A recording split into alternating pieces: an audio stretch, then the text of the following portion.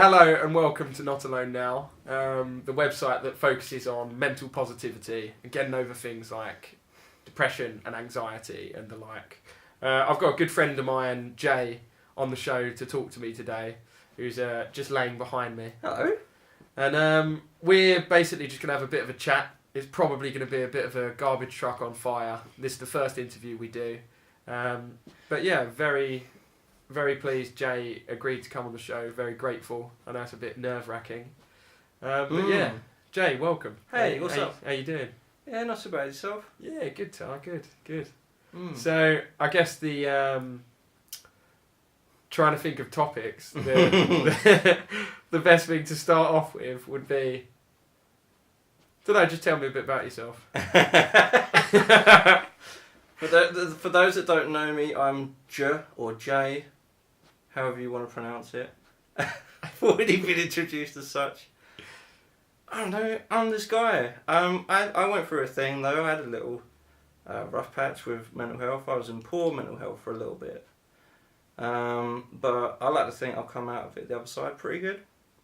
So anyone sort of looking to maintain positive mental health, need look here, I suppose. Why not? I think I'm a good example of it now. Good. Now. And do you want to tell us a bit about that? Yeah, basically I was in a situation within a relationship and a sort of life situation which was probably a bit premature for where I was at in life. So I went from having like a really stable sort of long-term girlfriend situation and that was like 14 years, right? Yeah, really long. And we had a property and everything, so mortgage, not even renting, just mortgage. And yeah, it was probably just the wrong time for me, quite early for me to do that. And you know, without checking in with myself, eventually it sort of took its toll, you know, it just wasn't the right time for it. How did you first start realising it was taking its toll? I didn't really. The problem is, I'm not the sort of guy that sort of reviews things, if you know what I mean. It's a bad habit of mine anyway, but I don't tend to check in or just review sort of things. I'm a creature of habit, as you're fully aware. Yeah. Yeah. So yeah, it's a bad habit of mine. I don't check up on things. This man goes to the same noodle stall every Saturday and buys Taco Bell noodles. Well, it's called Ned's Noodles. He buys the same set of noodles and goes next door and buys Taco Bell chips and a glass of Coke as well. Yeah, because every they're Saturday, cheaper and it's from the machine. Probably around the same time every day, every Saturday as well. So good. Creature of habit. Yeah, go on. I know I like.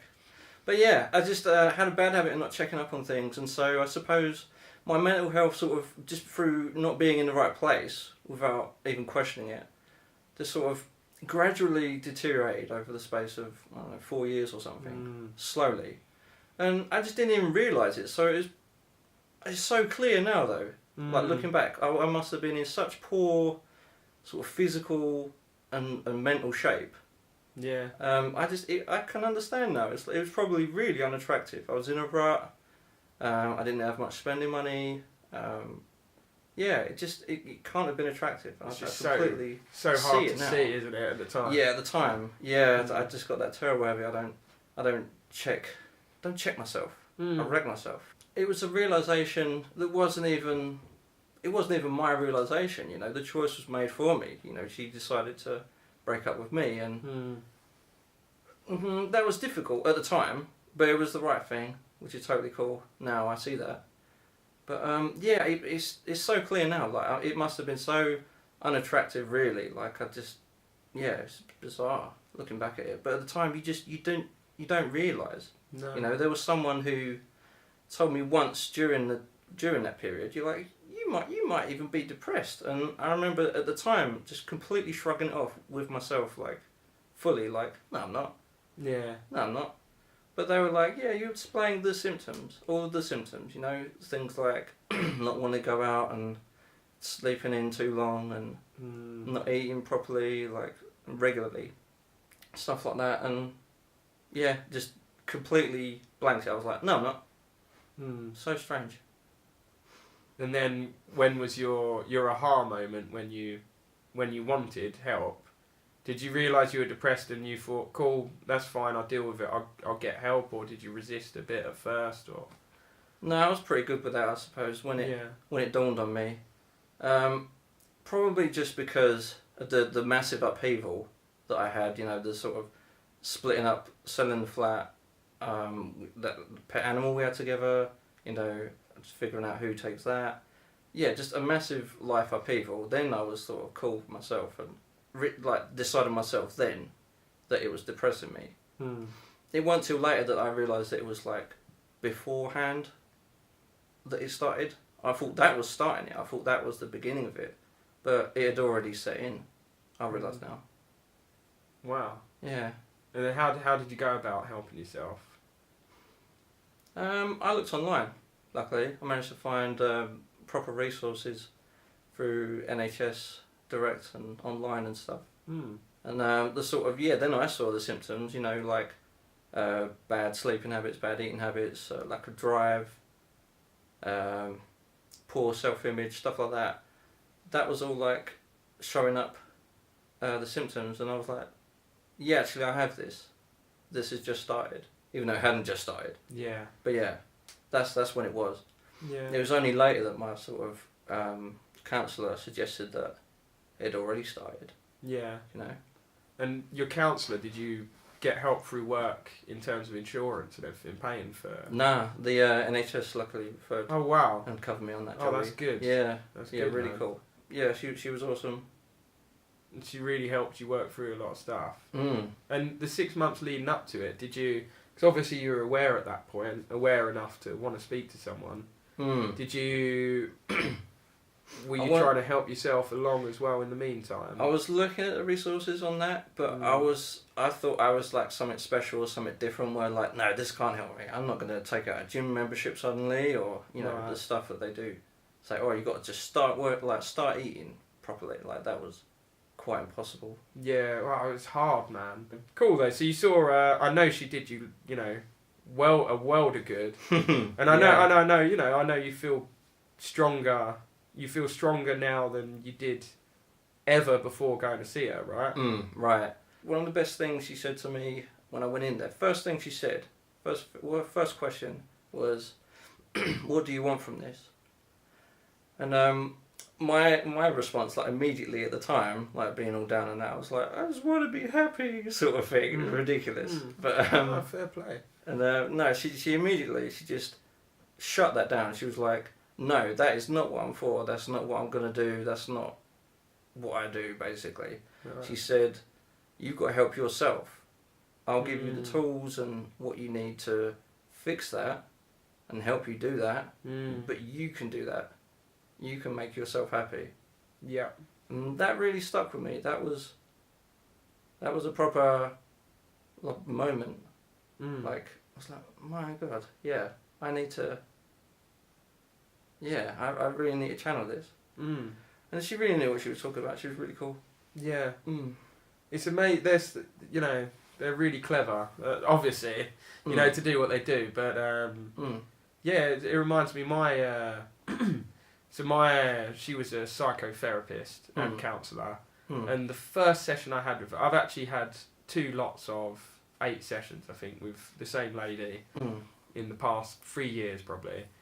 And the first one was obviously I went to her for bereavement counselling after our friend Johnny died. And the first session, she said to me, because also my mum passed away, obviously, as you know, when I was 14. First thing she said to me when I went to see her for bereavement counselling about Johnny was, she said, Alex, does this bring up feelings of your mum? And does this remind you of mourning your mum? And I was totally open to counselling at the time, so I was, I just wanted help. I wanted to deal with it as healthily as possible. So I genuinely considered it and took stock of what she said and thought about it. I was like, no, it doesn't. Because at the time, I didn't think it was attached to my mum or anything. And by the 4th session, I could see all of that stuff was just compounded and made worse from stuff I'd never dealt with my mum when I was younger.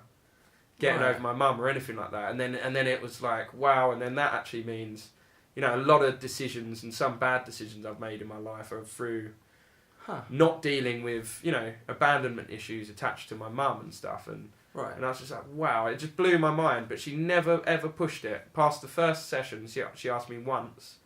And then by the fourth session, I had arrived, by myself, in quotes, at this conclusion. So she'd always sort of nudged it along and like helped me sort of tease that out and dig it up myself. Right.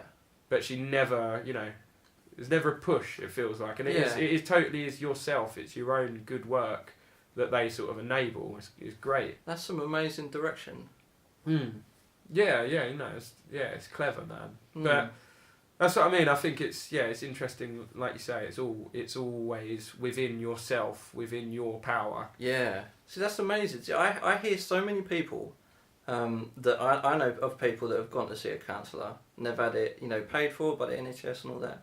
But like over half of them, like, have just walked out on the first session. Like, that's not on. Don't do that. Like, anyone looking at this, thinking about trying that, don't walk out on the first session. Like, honestly, it's so much worth sticking around. Yeah, it really is. Yeah. That's ridiculous. Those 3 people I've heard of, they will be ashamed of themselves. Yeah, it's crazy walking out. Like, they do so much good. Yeah. Yeah. Yeah, well, no, it's a shame. I'm not saying I wouldn't shame anyone or anything. So I'm not touching that one. But I would. But I'd totally, I'd implore you to check it out, because I honestly, for your own good, I think it can do you lots of good. No, they're just trying to help you, man. Honestly, don't walk out. So yeah, man. So you're out the other side of it. Do you think... I'm a picture of mental health, mate. Good. No, good. But yeah, so I think we're both, good pictures of mental health. Just unfortunately not physical, but... but that'll get there, eventually. But yeah, I mean, do you think, do you see this sort of stuff... Do you feel... Are you worried about it recurring for yourself? Or do you think it was situational... And you've left it there, or...? No, every now and then I get, like, down mornings. Just always in the bloody morning. I'll just be like, this sucks. And it's like, what? You sort of check in with yourself, like, what sucks? And it's just like, I don't know, Monday. And it's like, well, that's Monday. Sort of thing. Yeah. Like, yeah. And it's over within, like, an hour or so. It's like, life just happens and you just... do something and you forget all about it, sort of thing. So there's like the ever so tiny sort of remnant of it in that respect. Yeah. But yeah, that it only creeps in as well when like I've got nothing going on, which is really weird. It's not. I don't do it because I'm bored, but that can sort of not bring it back even. That can allow it sometimes. You can facilitate it. Yeah. A vacuum for it to fill, And you can realise, nothing much is going on, like that sort of thing. It's a negative. Yeah. But it's also when I skip the gym as well. Like, if I haven't been to the gym long enough, like, I don't think our sort of modern life allows for enough proper physical exertion and exhaustion. So we don't sleep properly, I don't think. If you sit behind a desk and all that, you can run yourself ragged mentally, and you can sleep for that. But I think your physical body needs to exert and exhaust and recharge as well. Yeah. I think there's a physiological side of sleep, with chemical balances and stuff that need to occur. And I think that's part of it. But yeah, that's another big one. Anyone sort of looking to maintain positive health, like, in my opinion, one of the biggest ones.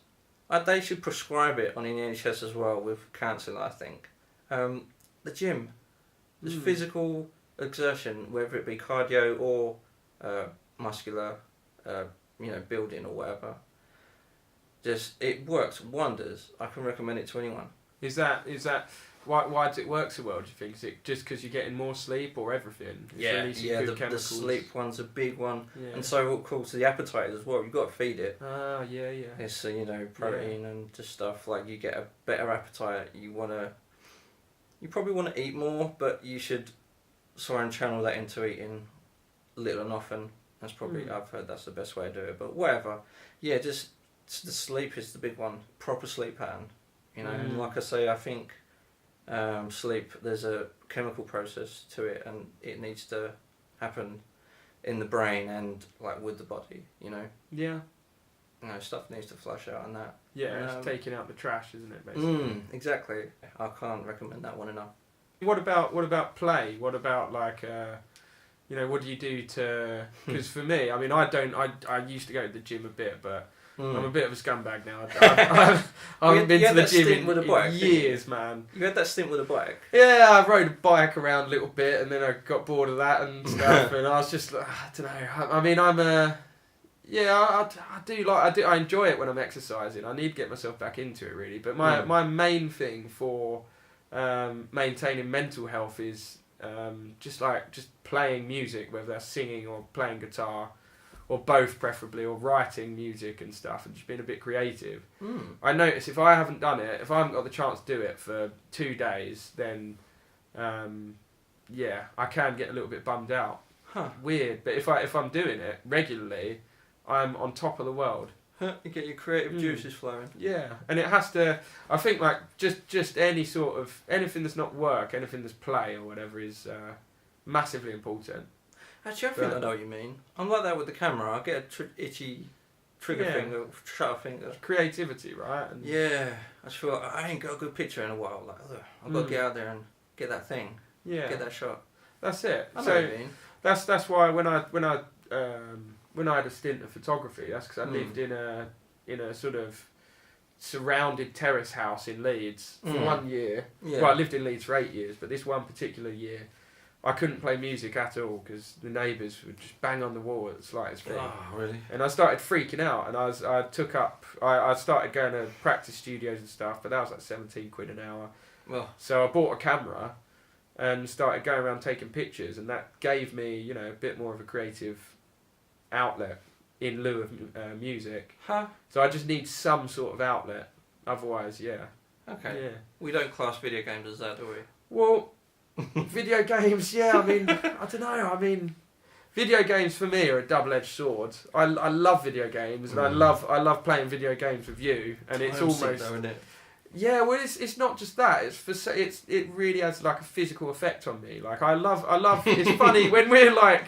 When we're still up at 2 a.m. and we've got the headsets on and we're having a nice chin wag, that's great and it's cool hanging out with you and everything. But when I play on my own, and I've got an addictive personality anyway, if I play for 12 hours straight or 10 hours straight or even just like 4 hours or something, you've seen me when I come out and we go to dinner or we go to the pub with everyone. I am a completely different person. I'm such a recluse. I'm useless socially. Like I can't make eye contact with people. I'm freaking out. Every social cue. Yeah.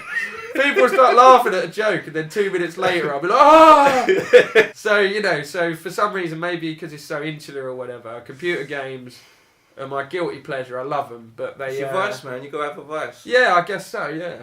You know, I mean, I don't do anything else anymore. Mine's Class A drugs and yours is video games. I'm joking. He doesn't take drugs. His real vice is... No. They don't affect you in that way, do they? You're quite cool. I'm like that all the time, you know, missing social cues and that. I'm not missing anything. No, I do get like that though. If I've done it for too long, like I notice stop after a couple of hours, like because that's like the length of a film sort of thing. So I notice sort of peel off there and do something normal, return back to society. You know, you fully disappear, you immerse yourself. You? Like a book or like a film, anyone else would. Same with a game. That's it. Well, no, and that reminds me actually. When I look back on times I've been depressed, my clearest indicator, and at the time I never ever notice it. I just think suddenly I'm super into computer games. If I'm depressed at the time, then you can guarantee I'm not going to be hanging out with people. I'm not going to be outside. I'm going to be in on my own, playing computer games and just seeing my girlfriend once she finishes work and she comes home. And that's because I'm depressed and I'm like I don't feel social. And at the moment, since I feel great at the moment, and I'm seeing people I haven't spoke to in years, and I'm doing a lot of different things with my time. But so I don't know. I mean, maybe maybe I'm a little bit scared of them. Maybe, you know, if I get too into something, maybe I worry and think, you know, maybe I'm going on the wrong path again. Yeah, I get that. Like, I get that intimidation with just the game itself. Like, if there's like you're looking at 5 hours playtime, like I can't make that choice. Yeah. Time sink. Yeah. Like you say, life's peaks and troughs, isn't it? It wouldn't be interesting if it wasn't, and that's the thing. And I think you might agree in the fact that once you've been through something like that, you can be really quite hyper aware of your emotions and everything like that, and you're not scared of showing them or feeling them.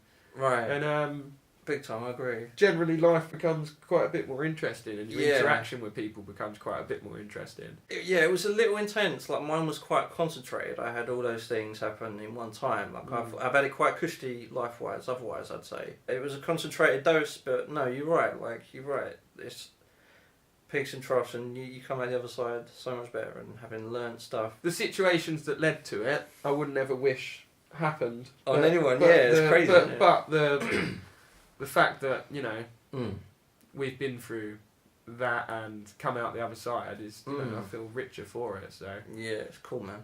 You're not alone, and it is you can get help, and you can help yourselves as well. You just gotta want to, basically. Yeah, check in for more on just maintaining good, positive mental health. You know, there's not that many resources on that. There's loads of resources on physical health and stuff. Like, there's so much on that. But I think what Alex is trying to do and bring home here and supply is just good stuff on just making positive mental health something worth talking about, and you know, just giving tips on how to maintain that. Even something worth, you know, if someone comes out the gym and they're like, oh man, look at this set I just did, like this bicep set or whatever, like my bi's a hench at the moment, I'm super strong and stuff. It'd be cool to get to a point where there's certain people bragging about, you know, how mentally healthy they are and how mentally hench they are at that point. Yeah, I wonder if there's a way of gauging that. Like, who is the henchest, like, headstrong person? Headstrong, that's the thing. Yeah, headstrong. Yeah, let's make headstrong a good thing. Let's make that. That's something. Not just confidence. It's like literally good mental well-being health, like resources, information. Big time. Good thing you got going on, man. Thanks, man. Well, no, look, thanks for joining me for the first episode of it as well. Hopefully there'll be many more. And hopefully you guys will join us too. Yeah, thanks for having me as a guest. No, thank you, bro. Big fist, man. Well, and again, you know, we are unlicensed, we are unprofessional, we are not alone now. Thank you.